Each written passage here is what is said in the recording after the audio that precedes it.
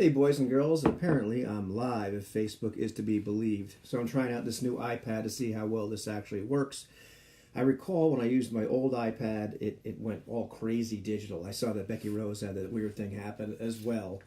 So it might happen. I don't know. I think I was using my laptop to do something like that before, but the camera isn't all that great. Hey, Del, what's going on, man? So the question was from Matthew Bryan, who I forget his real moniker. You know, his real online thing. I didn't make the connection anyhow, and I didn't watch his video, but he asked your challenges, hey O'Neill, as a game master in 2018, and how you overcame them. Oh, thanks, man. Thanks for letting me know. Hey, Eric. I'm still gonna review that. I swear to God. In fact, where is it? Where is it here? I'm almost done with this thing. You know, I've read it. I've got to make this review of this little bad boy here and post it before his Kickstarter. So anyhow, my hey Lee, my challenges as a game master in 2018. There was a few of them, to be honest with you. The first one, and somebody else had already kind of mentioned this, was just I felt a little bit rusty. And I'm not sure why. And there was just some things going on in my life in general. I mean, nothing terrible, but just, I've been going to therapy and stuff and just digging up some old childhood crap and just dealing with some feelings of not being quite good enough. I don't know if you ever had that kind of happen or whether you just don't feel like you quite have your mojo. And so there were some times as a game master where I just didn't feel like I was firing on all cylinders. But I think that kind of was just life in general, where I felt like I wasn't quite up to the task. So there were parts where I just had to put on my game face and really kind of rev myself up to go ahead and GM and or just show up for a game to play. But a lot of times as a game master, and usually the funny thing was, with very few exceptions, as soon as I got going, it was fine. It was that kind of like butterflies or whatever beforehand. And it's weird because, playing, bass guitar for years and years and years, people would ask me, don't you get, cold feet or butterflies? Or no, I really very, very rarely ever got nervous. It was only that moment like, you know what? We're in the middle of the song. I don't think I know what the bridge is. Those kind of moments. Other than that, so for the most part, that kind of became less, it evaporated during play. But a lot of times I was running systems that I was very comfortable with. Or I can kind of, even if it's a system that I was less comfortable with, I just kind of get comfortable with myself running a game. But there was that kind of inertia. And that happened disturbingly frequently, when it came to like game, it was going to be game day. And I was like, man, I just don't know if I'm ready for it. And then, I usually would do fine. So that's something that I've noticed as a challenge that I kind of, had happen all throughout 2018. Let's see, what else that was more specific rather than my psychology. Let's see. I ran a couple solo sessions, and one of the solo sessions I ran was for Anthony, for Runeslinger, in All for One Regime Diabolique. And that was a little nerve-wracking just because I have a lot of respect for him. I know he really loves that game. And I just haven't done a lot of solo sessions, as a game master or as a player. I know he ran some back in the day, but they weren't really all that serious, and sometimes people were controlling multiple characters and what have you. But here we had like an established character in an established world. We're rotating game masters, so it was, once again, it was kind of like more nerve-wracking, beforehand. Hey, Jody, what's going on, man? I only canceled one game this year due to like just kind of mental instability, and it was just because I had a real bad day. And I told the guys, Martian Princess, last week, I was just like, guys, I'm just not, not feeling it today. And they were all really cool about that. And I think had I had to do it, I would have been okay. But I was just like, guys, it's not gonna be on my A game. However, back to running that solo game. I know I ran a solo session for Same Old G as well in the Vale. Both of those were a little bit difficult because I'm used to, as a game master, having that kind of dynamic that happens between several players.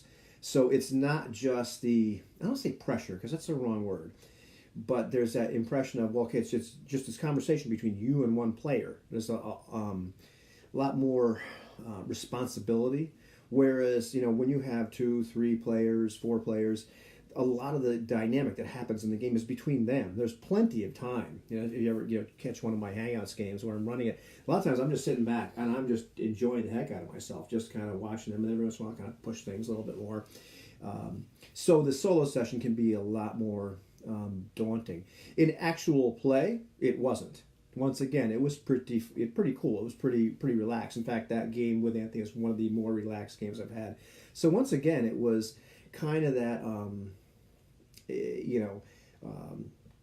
don't want to say anxiety. Maybe anxiety was probably, yeah, definitely. The only way to get, you have it right there, Lee. The only way to gain confidence is to keep doing it. And something I've done for a long time, but it's been in fits and starts, and, I'm kind of this last year, I gained quite a bit, which is great. Anyhow, but that's one of the things that I face.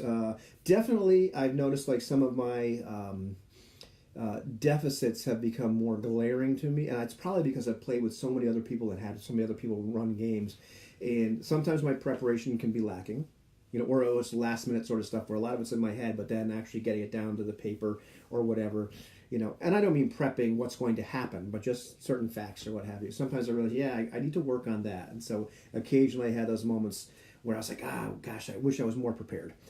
And sometimes it's just life, I was just writing about something and talking to some friends where I'm just spinning a lot of plates. And it's not like my life is super, super busy, but it's just another thing to fit in. I'm going to the gym a lot now, which, trying because I'm older and I realize I don't want to just keel over. And, left to my own devices, I just get fat. And all that sort of stuff. Though I have quit all those other habits, quite some time ago. But anyhow, except for chocolate, man, that's tough. But, job, everything else, maintaining a relationship in good working order and all this kind of stuff and all the other demands of life. It's like, man, okay, when do I actually have time to sit there and really prepare? Other than, like, thinking of stuff. Which, thank goodness, like, a lot of that stuff I can kind of keep straight. The other thing I've noticed that's been a challenge for me that I really want to try to improve upon some more is description. And I just, had a discussion. We've been having some discussions in this little private Facebook group about various techniques, including description, things like showing, don't tell, and that can be tough sometimes, and the how to actually describe. And that's just not one of those things that I'm fantastic as a game master or as a player. So there's some. I've noticed some times where I'm, running a game, also as a player, but running a game where I'm like, and the words are escaping me. So that's something I need to kind of work on a little bit more. And it's not something where I want to over-describe something either, because I do not like that as a player. I like it when there's a lot of room left for your imagination. But anyhow, that's kind of one of the challenges I've kind of noticed. And it's less of a challenge, more than kind of identifying as I'm, running games and playing throughout the year.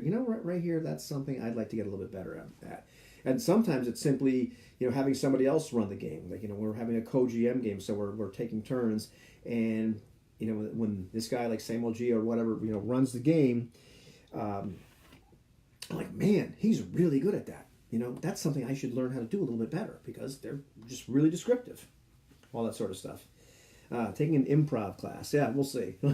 We'll see if I do that or not. When am I going to find the time, man?